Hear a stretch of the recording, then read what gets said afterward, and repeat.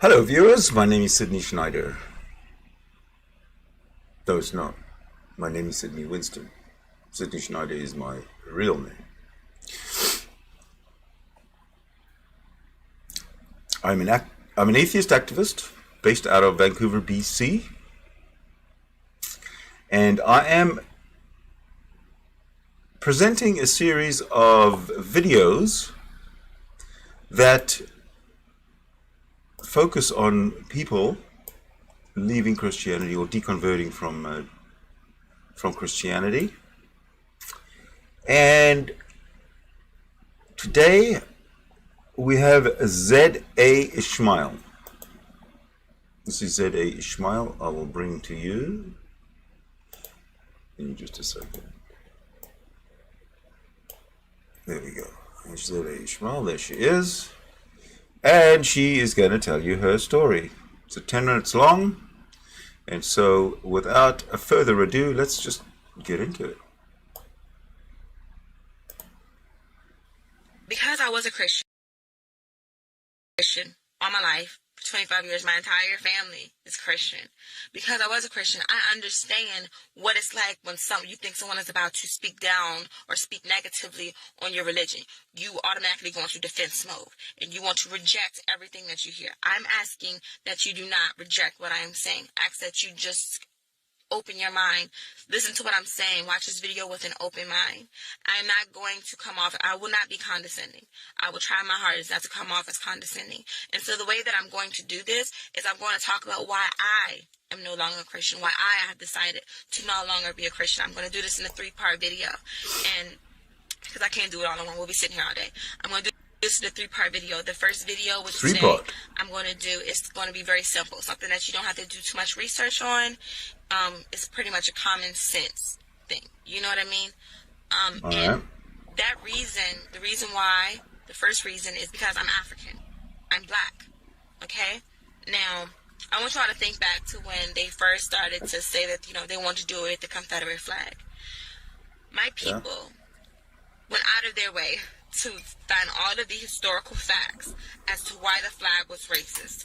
And they were my people were historians. I'm telling you, they were all up and down my timeline.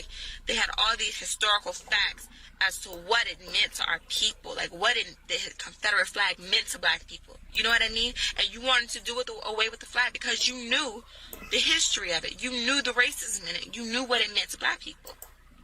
The same thing with Christianity. Now that I know the history of it, and I know what it means to black people, what it meant to black people. Hold on. I want to recognize right away, Krypta. Welcome. Always good to see you. You're a great participant. And it's worth waking up in the morning just to hear your voice. So thank you. Back to Z.A. Ishmael. I have given up that religion. Okay? Africans were forced into Christianity during slavery. Okay? Before we came over here, we were not Christians. We had something called divine spirituality.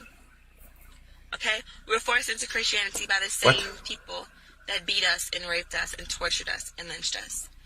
Okay? Now, they did these things to us Monday through Saturday, and then Sunday they gave us Jesus. Now, I want you to ask yourself, was someone that did these things to us, these horrible things, raping and beating and torturing, lynching, breaking our families apart, they had someone come over and give them methods on how to keep us mentally weak. Are you kidding? Would someone that does these things to us give us a religion that is going to uplift us and empower us? Now, in the very first video that I posted, I talked about Willie Lynch. Willie Lynch went from plantation to plantation, giving the slave masters different methods on how to keep us mentally weak, how to make us hate each other as people. And he said that if effective, his methods would work for 200 plus years.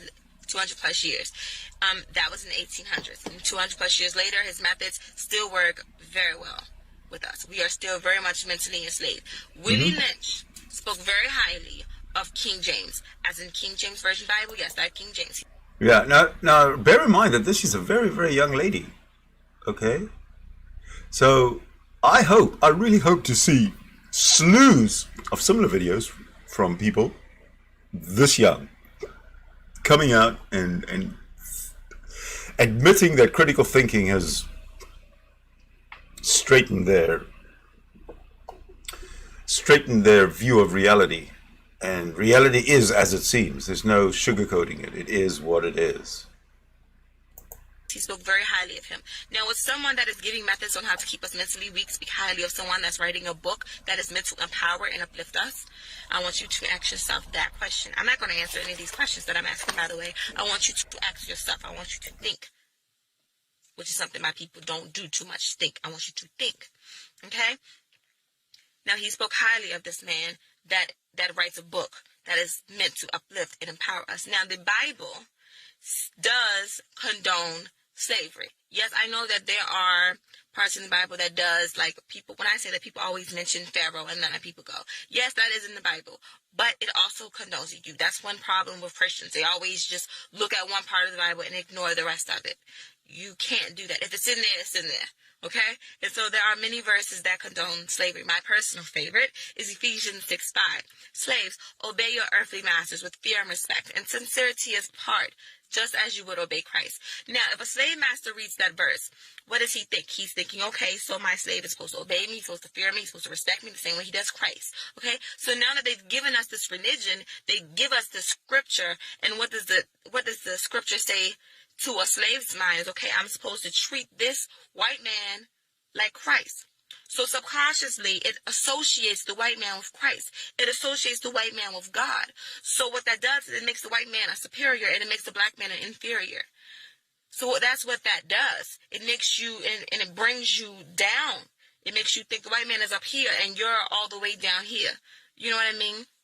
That's one of the things that the religion did to black people. Okay?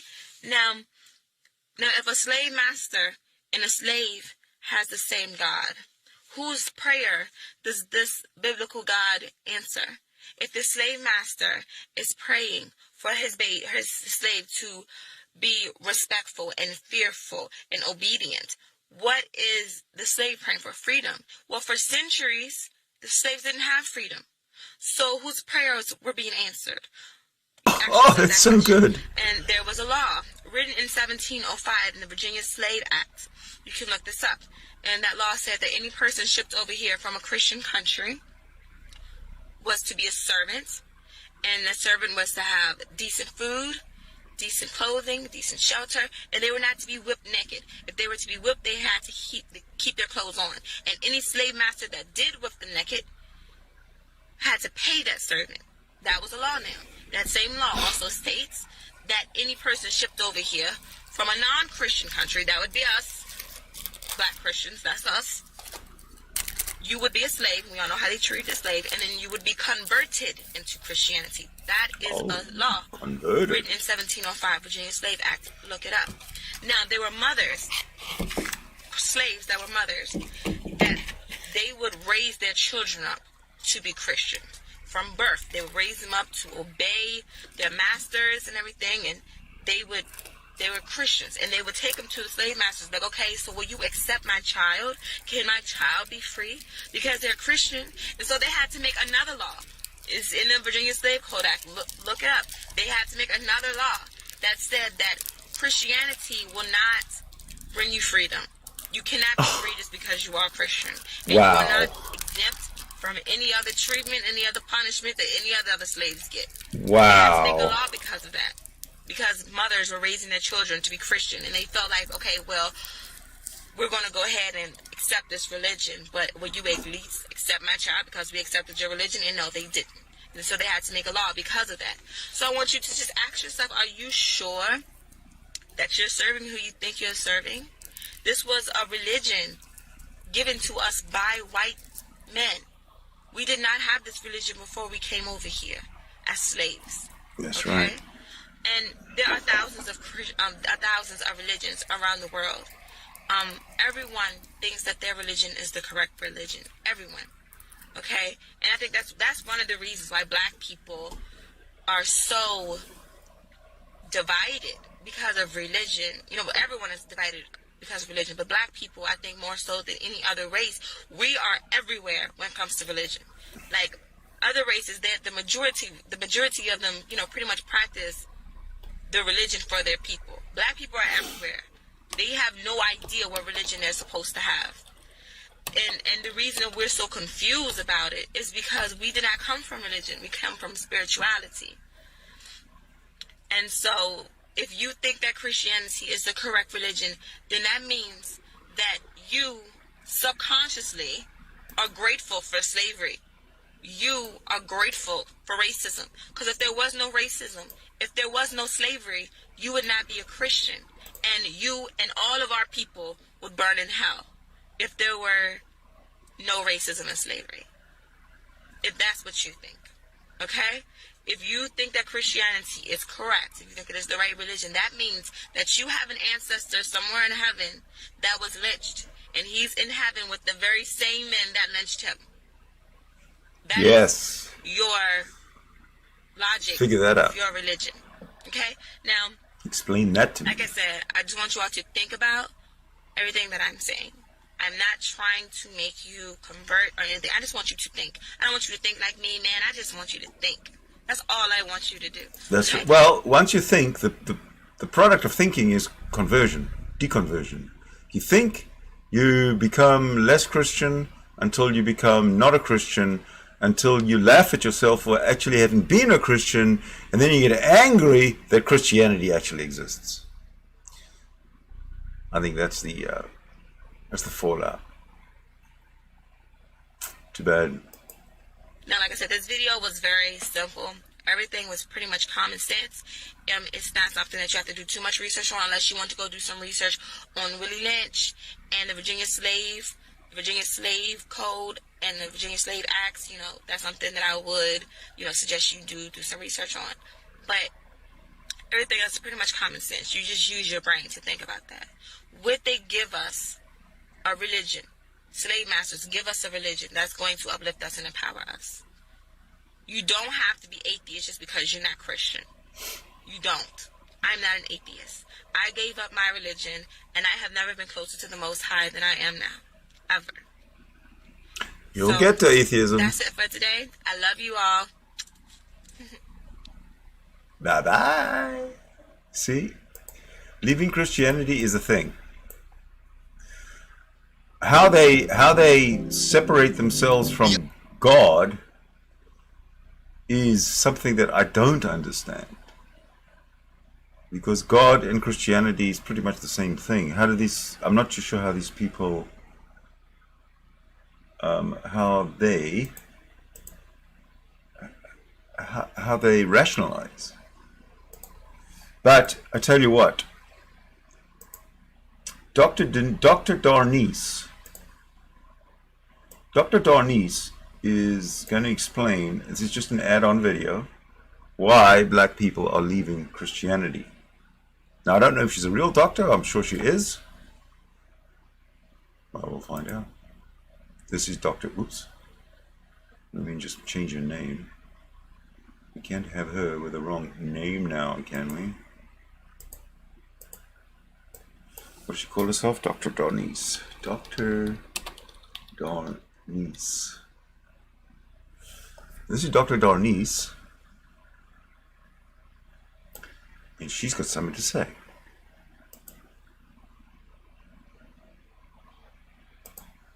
Dr. Darnise. Hold on a second. Yeah, I didn't have the audio on. Let's go again. Hello, everybody. This is Dr. Darnise, back with another Hi, Doctor. installment of Dr. Darnise's House of Religion, Magic, and Conjure. Hey, I've been really busy, and so I've been off the channel for a minute, or 2 or 3 or 4. I've been doing some traveling with my book, my 40-something book that I mentioned to you all a while back. And so in addition to teaching and everything else that I've been doing, it's just been hectic. But anyway, I wanted to come back on I've been meaning to come back on for a while. There's so many things happening that I really wanted to address. And what really made me come on today was the conversations I've been having with my students in my African American religions class. Also the Intro to African American Studies class. They kind of overlap in a lot of ways, as you can imagine. And today, well, recently, we've been talking about Black people leaving Christianity. And, you know, as I have on this channel, I'm talking about alternative forms of spiritualities that African Americans have been returning to, and you know, including hoodoo and conjure and magic and, you know, whatever you want to call it, African traditional religions, ATRs. And that's one conversation that we've already been having, right? But there's now a new level of the conversation where Black people are just leaving Christianity out of total frustration, anger, pain around our political system here in America. We could call this part of the becoming awakened or enlightened for Black people in the U.S. anyway, where the old institutions are falling every day, right? All the old institutions are falling away. The things that we thought, you know, could never fall are going, including the presidency. I mean, every day it's something, right? But in particular, what we're talking about here is the institution of Christianity that is falling in terms of its, you know, elevated place that it has been for African Americans since we came to this country, and the extreme devotion and loyalty that African Americans have shown to the Christian church and to Jesus, really, via the Christian church. So now there's so many reasons, or so many additional reasons, for Black people to question the validity of Christianity being a valid religion for us. It's not exactly the same as when it was during slavery, and I've covered that in another video about how African Americans who were enslaved became Christian. I'd like to find that out. Then about, you know, they saw a liberation element in it. They could see that when you're talking about a God who liberates people in the Bible through the Exodus and, you know, all of that, right? We know that. But now, in the 21st century, in 2019, we're seeing so much violence against Black people once again. And in particular, I'm talking about, you know, the Botham Jeans shooting, Amber Geiger's sentencing, and her being hugged and being given a Bible by the judge in that case. And, you know, again, the frustration and outrage around that. Like, does Christianity require that I embrace my oppressor, my murderer? Does Christianity require that I forgive immediately and embrace those who would seek to destroy me, and then they require that I forgive them on the basis of this religion? Now, there's a lot in there, and we've been talking about this in my class now for weeks, so there's a lot to dive into. But it's another reason why Black people, especially young Black people, I mean, I'm working with Generation Z. We're beyond the millennials now. Millennials, you know, have their own thing, and they think that it's all about them. Well, the younger generation is now coming to adulthood. They're the ones who are undergrads right now. They're the ones who really inspire me in very surprising ways sometimes, because they're not as edgy as the millennials. You know, if you're a millennial yourself, sorry, but y'all have this reputation of being, you know, edgy, critical, and not necessarily that things don't deserve criticism. Sometimes things do. A lot of times things deserve criticism. But when you come to the table and you're just criticizing and you don't have a plan B, you don't have a suggestion, you don't have the next leg of it ready yet, then that's not really received so well. So what I'm finding in Gen Z are young people who are ready for they're ready to take action and make something happen now. Also, I think of the young woman, Greta, who's Swedish, the 16-year-old environmentalist. The young people are really making the difference in our Greta Thunberg. now. Young Black people in my classes or wherever are telling me, I'm not going to anybody's church. I'm not trying to be in anybody's religion. It doesn't even dawn on them to do that. So people who are thinking that, one day the country's going to be Christian again, or people are going to reclaim their Christian values, it's never going to be back what it used to be centuries. Even, I started to say centuries ago, but even just decades ago, it's never going to be that. Thank God. I can tell you, I work with young people, and they're done. The institutions are falling around us for a reason. It's time for us to do something different. Yes. It's time for us to, I guess, either reformat what religion is or let the whole thing go. And I, for one, don't think we're really going to let the whole thing go. I think our religions have to change. There's a book written by he was an Episcopal bishop, John Shelby Spong. If you want to go to Amazon and search his books, he wrote a lot of really good books. But one of them was called Why Christianity Must Change or Die. And I think he wrote that in the 90s. So he was well ahead of his time. But why Christianity must change or die, and he could see it coming then. He was a white Episcopal bishop at the time, but he could see, we can't just hold on to these stories from the past and expect that younger generations are going to stay attached to these stories. They're just not. And I can tell you they're not. They're so hungry when I start telling them about Kemet and Africa and the black pharaohs who came from the Sudan, what we now call the Sudan. They're so starving for it. And I drop it into every lecture where I possibly can, regardless of the actual day's topic. But just to start familiarizing these young people with the idea of ancient African civilizations, the start of human culture or civilization well before Western civilization, 300, 350 BCE. That's way late. We know African civilizations existed as far back as at least 3500 BCE, which I've discussed before. So I just want to come on and say, black people are leaving Christianity, and some are finding their way to African traditional practices, to spiritual practices, indigenous practices. This is Indigenous Peoples Day today, actually, as I record this. And so there's a sense that people want to return to something that's meaningful to them and let go of the thing that's been imposed upon them from external people, external forces, external cultures. And I guess I'm just so motivated from my students today that I just wanted to come on here and make that video and say it is really a true thing that, we're not going to have African American allegiance to Christianity the way that we've seen it in the past. And I suppose in the South, here in the U.S., it might be different or more slow coming. I don't get it.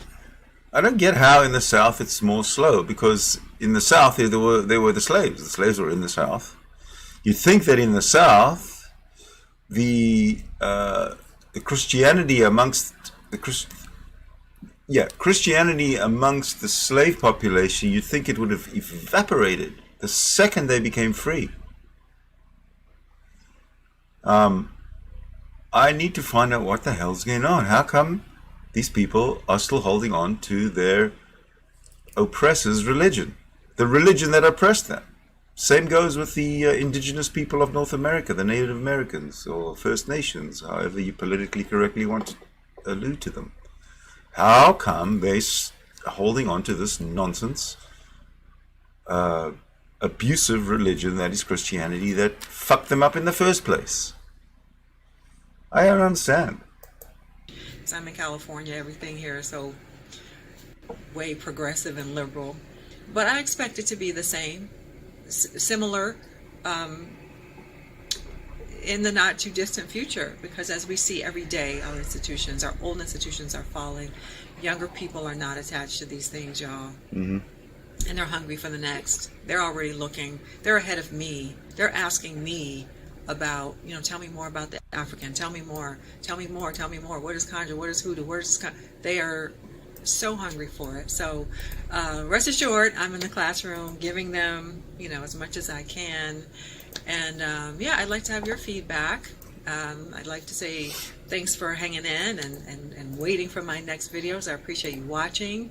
I would appreciate if you would share like, subscribe, all that. But also leave your comments below. Let me know what you think. What's been your experience in terms of Black people being tired of Christianity, as it were.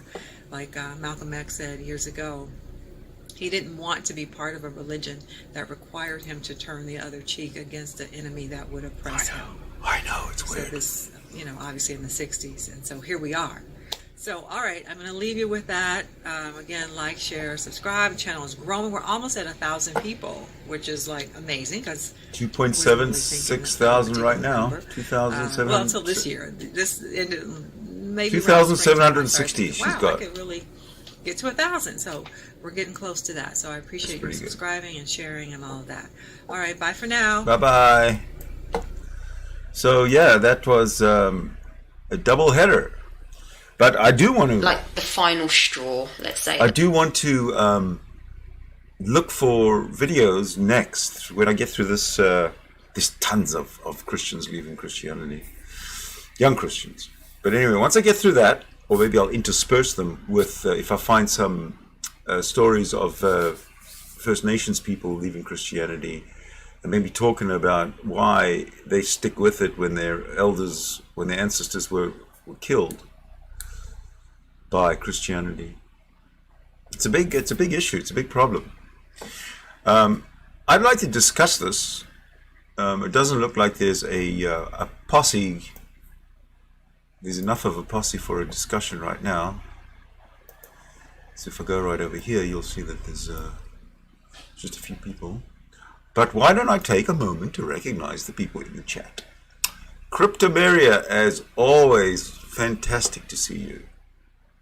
You're a ray of bright sunshine on an otherwise dull, dangerous internet. Wildheart666, welcome back.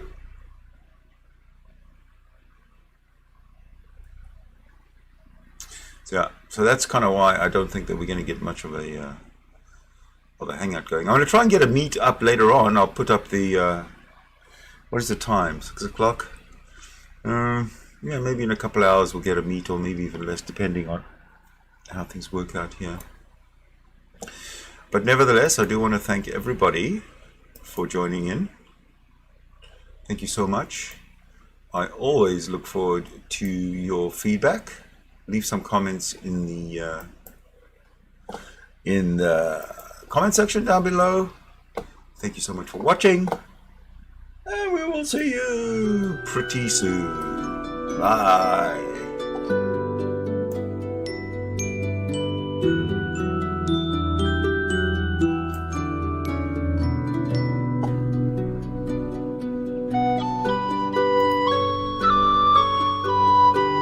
I want to thank everybody for joining in.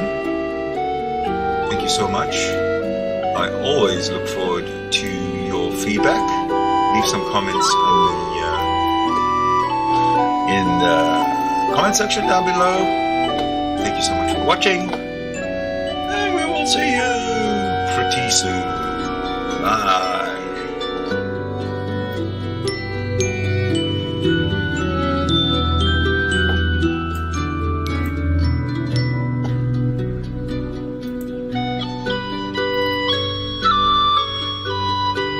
I want to thank everybody for joining in. Thank you so much. I always look forward to your feedback. Leave some comments in the comment section down below. Thank you so much for watching, and we will see you